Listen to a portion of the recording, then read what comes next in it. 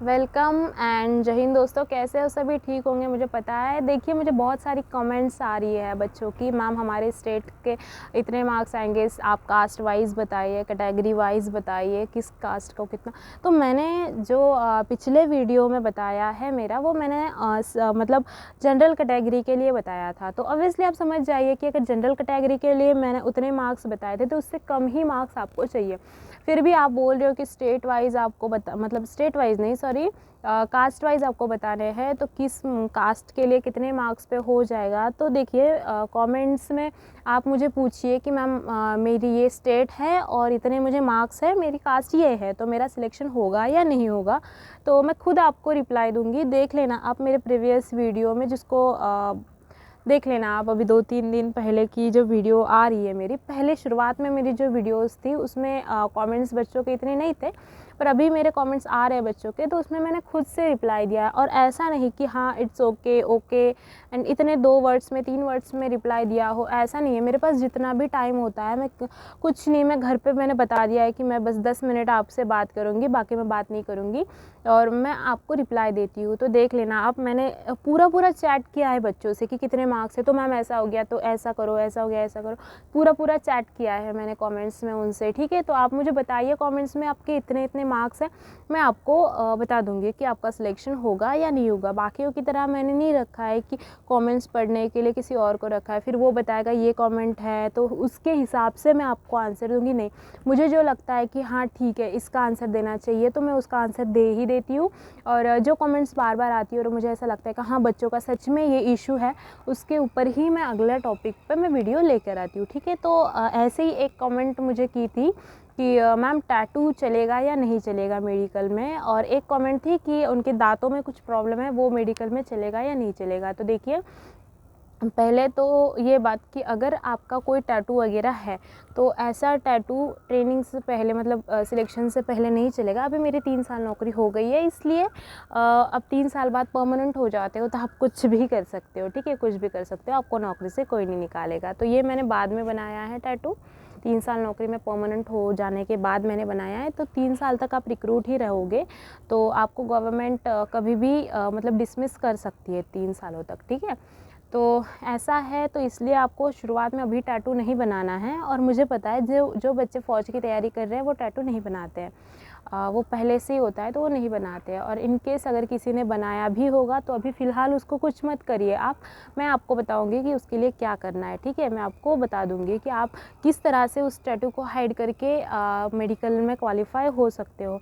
ऐसे प्रोसीजर में उसको बता दूंगी। अभी फ़िलहाल तो यही है कि आप टैटू वगैरह बिल्कुल मत बनाइए। ये मैंने, मेरा आपको दिख रहा है तो मैंने ये बाद में बनाया है। ठीक है, 3 साल कंप्लीट सर्विस के होने के बाद मैंने ये बनाया है, तो अभी टैटू नहीं बनाना है। और रही बात दांतों की, तो जो प्रॉब्लम बताई है उन्होंने कि उनके दांतों में शायद 2 जगह पे कीड़ा लगा हुआ है, तो कोई बात नहीं, कुछ मत कीजिए, वो निकालना वगैरह मत, ऐसा ही रहने दीजिए। ठीक है, कुछ मत कीजिए उसको। जिसके दांतों में गैप है, कोई ऐसा फैला देता है ना कि भ्रम की दांतों में गैप है तो नहीं चलेगा, दांत नहीं है, तो देखिए जो आपके दांत है, आपका अगर एक आध दांत नहीं है तो फिर उस गैप का कोई इशू नहीं है। एक आध दांत आपका नहीं है तो 2 मार्क्स से 3 मार्क्स आपके कम हो जाएंगे, इतना कुछ नहीं होगा। और मैं बाकी का तो आपको बता ही दूंगी कि नॉकनी का जो प्रॉब्लम है वो कैसे ठीक करना है, सब मैं बता दूंगी मेडिकल का। पर फिलहाल तो ये है कि आप फिज़िकल का टेंशन लीजिए, टेंशन भी न मत लीजिए, बस ग्राउंड पे जाइए और दौड़िए। ज़्यादा दौड़ने की ज़रूरत नहीं है क्योंकि अभी धूप है,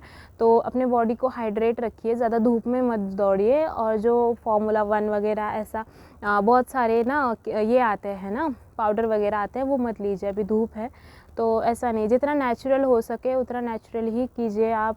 ट्रीटमेंट जो करना है, फ्रूट्स खाइए, जूस वगैरह पीजिए, चने खाइए भिगो के, चने उड़द की जो दाल होती है वो खाइए, उसमें आयरन ज़्यादा होता है, तो उड़द की दाल खाइए, चने खाइए। ठीक है, बादाम वगैरह खाते रहिए। ऑयली बाहर का बर्गर पिज़्ज़ा ये सब 2-3 महीनों के लिए छोड़ दीजिए। हार्डली ये महीना गया, अगला महीना लास्ट में आपका चुनाव के बाद ही आपका फिज़िकल का प्रोसेस शुरू हो जाएगा। 1 महीना बाकी है आपके पास, 1 महीने में आपको कवर करना है अपना ग्राउंड, तो अब ग्राउंड पे जाना शुरू कर दीजिए। 2 टाइम मत दौड़िए, बिल्कुल भी 2 टाइम नहीं दौड़ना है।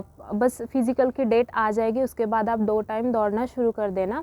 और वो भी सुबह अच्छे से दौड़ना है आपको, अच्छे से प्रैक्टिस करनी है और शाम को थोड़ा बहुत करना है, ठीक है। क्योंकि अभी अगर मार्क्स आपके ज़्यादा आए तो आपको पढ़ाई का तो टेंशन है नहीं, और जिनके कम मार्क्स है उन्होंने पढ़ाई कंटिन्यू कर ली, इसलिए उन्होंने एक ही टाइम ग्राउंड करना है। पर जिनका ग्राउंड अच्छा नहीं है और मार्क्स अच्छे आए हैं उन्होंने 2 टाइम ग्राउंड करना है, पर फिलहाल नहीं करना है। फिलहाल तो आप एक ही टाइम ग्राउंड कीजिए, ठीक है।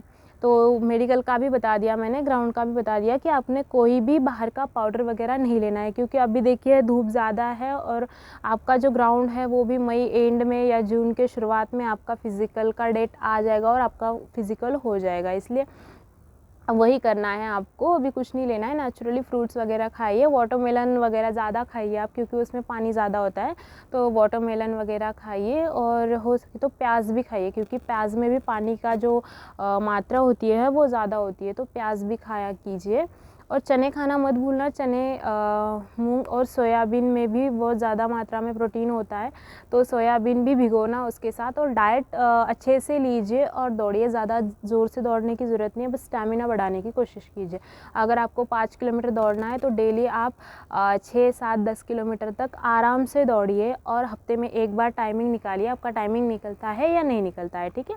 और 1600 मीटर के लिए भी लड़कियों को ज़्यादा से ज़्यादा 3 किलोमीटर या 3.5 किलोमीटर ही दौड़ना है आपको, ज़्यादा नहीं, हार्डली 5 किलोमीटर दौड़िए आपको।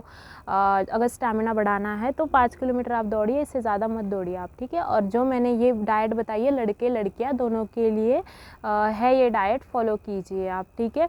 तो फिज़िकल की तैयारी ऐसे ही कीजिए, और फिज़िकल रिलेटेड कोई आपको डाउट है तो मुझे पूछिए, ठीक है। सिर्फ 5 किलोमीटर और 1600 ही है आपको, तो अच्छे से प्रैक्टिस कीजिए। और मुझे सिलेक्शन चाहिए आपका, तो इसलिए मुझे बताइए मार्क्स वगैरह कितने हैं, होगा या नहीं, फिर मैं बताऊंगी आपको कि आपको कैसे तैयारी करनी है। और फिज़िकल के लिए और भी मैं वीडियो आपके लिए लाऊंगी, ठीक है। ग्राउंड पर जाऊंगी और आपको ट्रैक कितना होता है क्या पूरा मैं आपको बताऊंगी, ठीक है। Thank you so much. Like, comment, share and subscribe करना मत भूलना। अभी आपने एक वीडियो को मेरे बढ़ाया और फिर बाकी के वीडियो आपने मेरे ऐसे ही छोड़ दिए, ठीक है। इसलिए टाइम निकाल के अगर मैं आपके लिए वीडियो बना रही हूँ, कुछ कंटेंट आपके लिए लेकर आ रही हूँ, तो आपकी भी जिम्मेदारी बनती है कि इंडिविजुअली कम से कम 5 सब्सक्राइब्स मुझे आप दिलवाओ, ठीक है। Thank you so much. Subscribe करना मत भूलना, आप ही हो जो मुझे मोटिवेट करते हो वीडियो बनाने के लिए, ठीक है। तो सब्सक्राइब जैसे बढ़ेंगे मुझे और उत्साह आएगा कि मैं बनाऊँ अपने वीडियो, ठीक है। तो सब्सक्राइब करना मत भूलना। Thank you so much and जय हिंद।